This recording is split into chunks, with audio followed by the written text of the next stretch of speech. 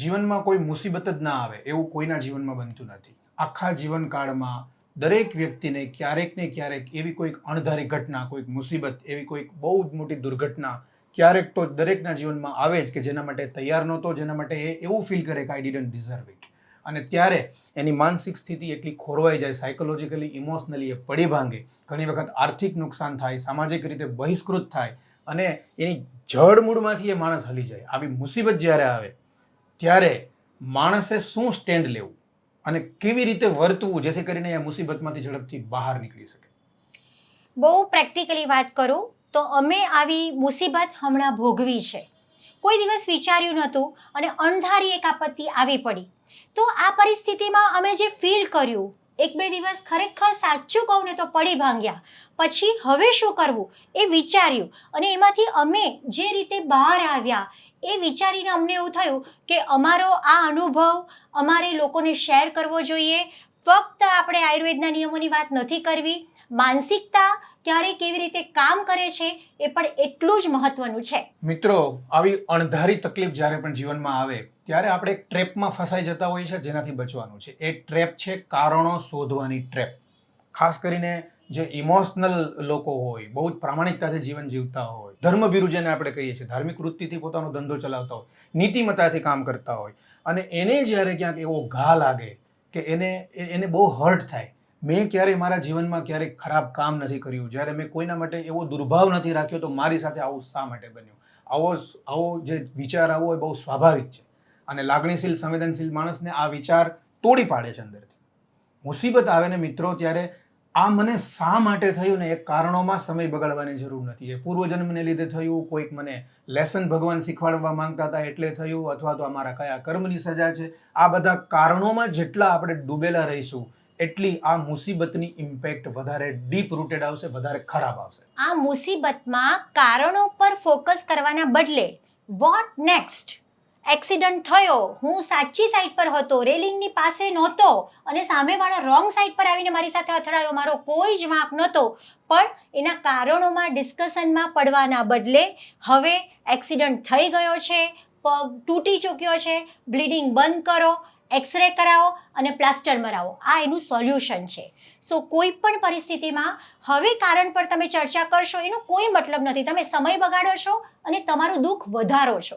તો બેટર છે કે એના સોલ્યુશન પર ફોકસ કરો. તો મિત્રો, પહેલી માનસિકતા જે આપણને ઉપયોગમાં આવશે મુસીબતમાં તે છે વિક્ટિમ ન બનીએ, કારણોમાં ન પડીએ, સોલ્યુશન ઉપર ફોકસ કરીએ. બીજી એટલી જ મહત્વની વાત એ છે ધીરજ. સુખ દુઃખ જગતમાં સર્વને શિર આવે, વિકટ સમય જાણી સુગ્ન તો ધૈર્ય ધારે. આપણે ત્યાં એક લોકોક્તિ છે મિત્રો કે રોગ છે ને એ ઘોડા વેગે આવે અને કીડી વેગે જાય. આવે ત્યારે અચાનક આવે પણ જતા તો એને બહુ જ સમય લાગે. મિત્રો, મુસીબતનું પણ આવું જ છે. તમે તૈયાર નહોતા, તમે ધાર્યું નહોતું, તમે ડિઝર્વ નહોતા કરતા. ગઈકાલ સુધી મારી દુનિયા, મારો સમય, મારો ધંધો, મારો વેપાર, આજુબાજુનું સામાજિક પ્રતિષ્ઠા બધું બરાબર હતું અને very next day something happens કે એવરીથિંગ ડિવાસ્ટેડ. એટલે એ સમયે માણસને એક નેચરલ એક એવું થાય કે હું ઝડપથી આ બાબતમાંથી બહાર આવી જાઉં, મારું આટલું બધું નુકસાન થયું, મારી ઉપર આ વસ્તુ આવી ગઈ, હું ઝડપથી કેમ આમાંથી બહાર આવું. એ જે ઝડપ કરવાની જે વૃત્તિ છે ને એ આપણને ઓર વધારે મુસીબતમાં મૂકે છે. એકચ્યુઅલી આમાં એક જ મહત્વની વસ્તુ છે કે પરિસ્થિતિને સ્વીકારીને એમાંથી અમુક સમયે જ તમે બહાર આવી શકશો, એની સ્વીકૃતિ. મારી પાસે ઘણા બધા દર્દીઓ આવે, મારે ક્યારેક પહેલી વારમાં જ કહેવું પડે કે તમને સારા થવામાં 3 થી 5 મહિના લાગશે. એ સતત એકદમ વ્યાકુળ હોય કે હે બેન 3 થી 5 મહિના, પહેલો મહિનો પતે નહીં ત્યાં ઊંચા નીચા થઈ જાય, બેન હજી કેટલી વાર, હજી કેટલી વાર. આવા લોકોને 5ની બદલે 7-8 મહિના લાગે. અને જે એમ કે બેન 3 થી 5 શું, તમે આખું વર્ષ લઈ લો પણ અમને મૂળમાંથી મટે એવું કરો, એ લોકો ખૂબ સરળતાથી બહાર આવી જાય છે.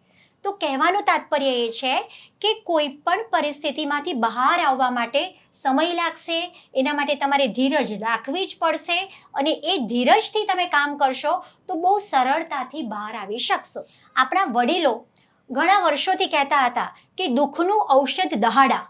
એટલે કે કોઈ પણ દુઃખ આવે ને, ઘણીવાર આપણા નજીકના વ્યક્તિનું મરણ થાય ને તો આપણે ન પચાવી શકીએ, પછી જેમ સમય જાય એમ આપણે સ્થિર થતા જઈએ ને પરિસ્થિતિ સ્વીકારતા જઈએ.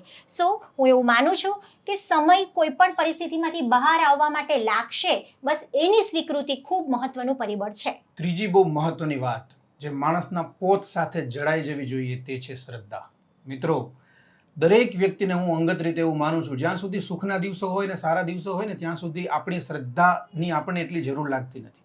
પરંતુ જ્યારે કોઈક એવો પ્રહાર થાય પ્રતિષ્ઠા ઉપર, જ્યારે કોઈક એવો પ્રહાર થાય, આપણા અંગત વહાલ સોયા કોઈક આપણા સ્વજન આપણા જીવનમાંથી વિદાય લે, અથવા તો કોઈ અસાધ્ય રોગ આવી જાય, ધંધામાં બહુ મોટું નુકસાન થાય, આવી પરિસ્થિતિઓ જ્યારે આવે ને ત્યારે આપણી જ્યાં શ્રદ્ધા છે ને એ બહુ કામ આવે. અમારી પરિસ્થિતિમાં અમારી જે શ્રદ્ધા, પૂજ્ય જોગી સ્વામી ઉપર અમને અકૂટ શ્રદ્ધા, અમને સતત મનમાં એમ કે સ્વામી કોચવાય એવું કોઈ કામ અમે કરવાના નથી, કર્યું નથી ને કરવાના નથી, તો સ્વામી અમને મુસીબતમાંથી બચાવશે. આ અમારી શ્રદ્ધા, અને આ શ્રદ્ધાએ જ અમને જીવાડ્યા, આ શ્રદ્ધાએ જ અમને મજબૂત બનાવ્યા.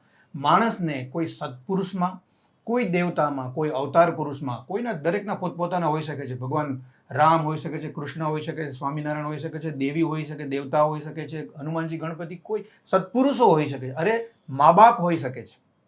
પણ પોતાની એક કોઈક જગ્યાએ ડીપ રૂટેડ શ્રદ્ધા જે હોય છે ને, એ માણસ આવી મુસીબતોમાં બહુ સ્થિર રહી શકે છે. જેની પાસે કોઈ શ્રદ્ધા જ નથી, ક્યાંક ટેકવી શકાય એવી કોઈ જગ્યા નથી, પોતાનું માથું ટેકવી શકાય એવી, એ લોકો તરત નાસીપાસ થાય મિત્રો. અને આવી ઘટનામાં અમુક અણછાજતા નિર્ણયો લઈ લે અને કોઈક એવા પગલાં ભરી લે કે જેને લીધે પછી જીવનભર એમને મુશ્કેલીમાં મુકાવવું પડે. શ્રદ્ધા બહુ મહત્વની છે. ક્યાંક આપણી શ્રદ્ધાના મૂળિયાને જરૂર ને જરૂર આપણા શ્રદ્ધાના તંતુને બાંધવું જોઈએ. આના સંદર્ભમાં હું એક વસ્તુ ઉમેરવા ઈચ્છીશ કે કોઈ પણ સારા આયુર્વેદિક વૈદ્ય હોય ને, તમે જોજો મિત્રો, એ સાત્વિક હશે.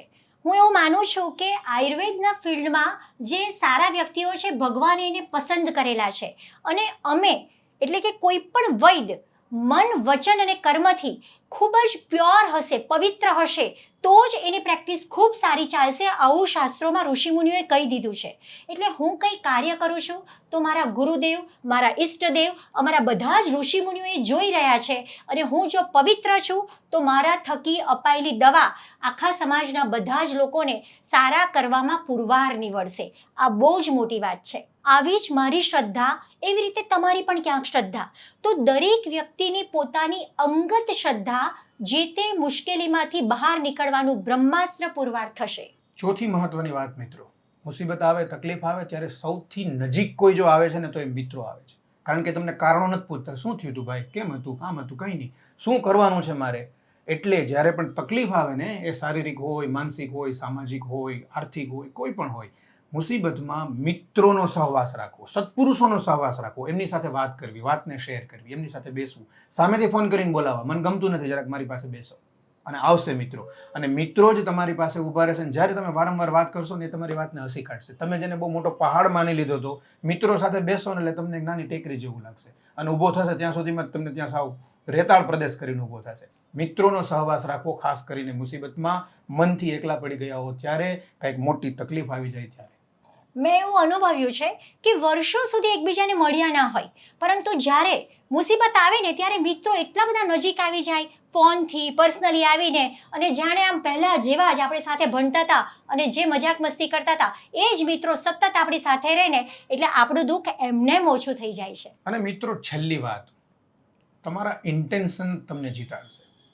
તમારી જે અંદરની ભાવના છે, તમારું જે અંદર એક મિશન લઈને તમે ચાલો છો, તમે જે સેવા ભાવના તમે મનમાં લઈને ચાલો છો, કોઈક મોટું કામ કરવું છે, તમારે કોઈનું લઈ નથી લેવું, કંઈક આપવું છે, આવા તમારા ઇન્ટેન્શન છે. તમે તમારા સ્વજનોને ચાહો છો, આવા તમારા ઇન્ટેન્શન છે. મારે પ્રામાણિકતાથી ધંધો કરવો છે, આ તમારા ઇન્ટેન્શન્સ છે. તમારા ઇન્ટેન્શન એ જ તમને જીતાડશે. કોઈક આવી આફત આવી પડે, કોઈક જગ્યાએ બિનજરૂરી રીતે તમને સંડોવવામાં આવે, તમારી પ્રતિષ્ઠા ઉપર સાવ આસુરી તત્વો દ્વારા એવી કોઈક ઘાત કરવામાં આવે, એ સમય દરમિયાન તમે હતપ્રભ થઈને, નાસીપાસ થઈને જો તમારા ઇન્ટેન્શન ઉપર ક્વેશ્ચન માર્ક કરશો કે મેં આજ સુધી સારું કર્યું, એનું શું મને આ ફળ મળ્યું, ત્યાં તમે એ આસુરી તત્વને જીતાડી દીધા. તમારા ઇન્ટેન્શન્સને તમારે છોડવાના નથી મિત્રો. તમને જીતાડશે તમારા ઇન્ટેન્શન્સ. વર્ષો સુધી તમે જે કર્યું છે અને હવે તમે જે કરવાના છો એ સમાજ સુધી જરૂર પહોંચશે. એક અંતર્યામી બધાના હૃદયમાં બેઠો છે. તમારા ઇન્ટેન્શન્સ જે છે એ સમાજમાં દરેક વ્યક્તિના હૃદયમાં બેઠેલો અંતર્યામી એને હા પડાવશે કે આ વ્યક્તિના આ ઇન્ટેન્શન્સ છે. અને ઇન્ટેન્શન જ જીતાડે છે. એક ઘટના કે એક મુસીબત કે એક પરિસ્થિતિ એ માણસનું જીવનને નક્કી કરી શકતું નથી. તમે આજ સુધી જે જીવ્યા તે મહત્વનું, અને આજ પછી જે જીવવાના છો એ પણ એટલું જ મહત્વનું. ઇન્ટેન્શન્સમાં ક્યારેય કોમ્પ્રોમાઇઝ ન કરવો. તમને જીતાડશે તમારા પોતાના ઇન્ટેન્શન્સ. અંતમાં હું ફક્ત એટલું જ કહેવા ઈચ્છીશ કે દુઃખ શોક જબ જો આ પડે સબ ધૈર્યપૂર્વક સહો, दुख शोक जब जो आ पड़े सब धैर्य पूर्वक सहो, होगी सफलता क्यों नहीं, કર્તવ્ય પથ પર આગે બઢો. અંતમાં મિત્રો, અમારા જીવનમાં જે કંઈ પણ તકલીફો આવી એ સમયે અમારી સાથે જે ઊભા રહ્યા છે અમારા ગુરુજનો, મારા સહાધ્યાયી મિત્રો, મારું મિત્ર વર્તુળ, અને ખાસ કરીને જેની સાથે અમારા કુટુંબી કરતાંય વધારે અંગત નાતો છે એવા અમારા હોસ્પિટલ સાથે જોડાયેલા દર્દી મિત્રો, એ તો હવે અમારા પરિવારજનો બની ગયા છે. આ બધાનો હૃદયપૂર્વક હું આભાર માનું છું. ઈશ્વર સીધો તમારે ઘરે આવીને તમને મદદ કરવા નથી આવતો, પણ તમારી આસપાસના લોકોમાં એ પ્રેરણા કરીને તમારી આસપાસ એક એવું સરસ મંડળ ઊભું કરી દે છે કે તમે મુસીબતમાંથી બહાર આવી જાઓ છો. હું એ સૌનો હૃદયપૂર્વક આભાર માનું છું.